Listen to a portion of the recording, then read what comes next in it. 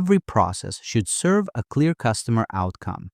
Value is what the customer would willingly wait for or pay for. Flow is how smoothly work moves from start to finish. When value is clear and flow is smooth, customers get faster, better results.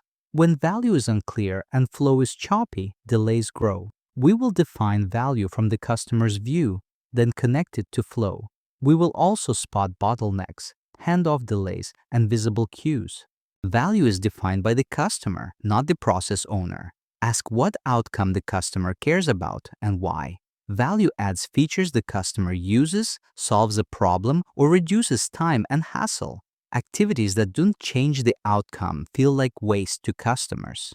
Re-entering data, hunting for approvals, or waiting for a signature rarely add value. If removing a step does not hurt the customer outcome, it likely is not value. Flow is the path work takes through your steps. Good flow means work moves without stops, restarts, or backtracks. Poor flow shows up as waiting, batching, and rework. Flow matters because customers experience the waiting, not your internal effort.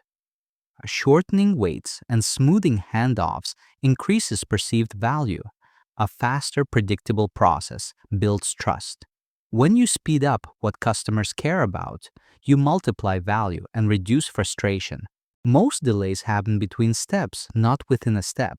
Draw your process as a simple map from request to delivery. Place steps in order and mark where work waits in queues. Count how many items sit before each step. Note the time they spend waiting versus being worked. You will often see that waiting dominates total time. This view helps you target flow issues, not just individual productivity. Typical bottlenecks that slow flow.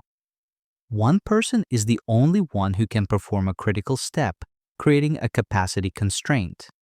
Large batches must complete before moving on, creating long idle time for the next step. Approvals require senior leaders who are often unavailable, creating scheduling delays. Systems are slow or crash, forcing retries and downtime. Inputs arrive incomplete, causing rework and repeated handoffs. Priorities change often, causing work to be paused and restarted. Common handoff delays and why they happen. Work moves by email and messages get buried, creating an invisible queues. There is no clear owner for the next step, so tasks stall without escalation. Teams use different tools, so files need conversion, review, or re-entry. Service level agreements are unclear, so response times vary widely. People multitask, splitting attention, which slows pickup of new items. Information is missing, so the next team sends it back for clarification. Imagine an employee submits a travel expense report. It enters a manager's approval queue. The manager approves weekly, so the request waits 5 days. It then moves to finance for compliance review. Sitting behind other reports, finance finds a missing receipt and sends it back. The employee resubmits and the report returns to the manager's queue. The cycle repeats. The total wait time dwarfs the actual work time. The problem is flow, not effort. How to read the signals that queues send. Queues grow when more work arrives than gets completed. If a queue keeps growing, the step is a bottleneck. If a queue empties only after batching, the batch policy is the bottleneck.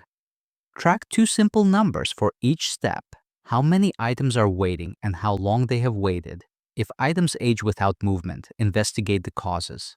Remove small barriers first, like unclear ownership, missing information, or long approval cycles. Quick checklist for spotting flow issues. Customers wait longer than the time spent actually working on their request. Work piles up in shared inboxes or ticket systems, especially on Mondays or month-end. Items bounce back for fixes more than once, showing unclear requirements. Approvals are required, but no one knows the expected response time. People save tasks for batch processing, creating long idle time before action. Ownership changes often, and handoffs happen without clear confirmation. Teams ask for frequent status updates because the process is not transparent. Work starts, stops, and restarts due to shifting priorities or urgent interruptions. Value is what the customer needs and would willingly wait for. Flow is how smoothly work moves to deliver that value. Most delays hide between steps, in queues and handoffs. Make value explicit, then map steps and their queues. Count items and waiting time to reveal bottlenecks. Fix the small causes you control first. Clarify ownership, improve inputs, and shorten approval cycles. When flow improves, customers see faster, smoother outcomes, and overall value rises.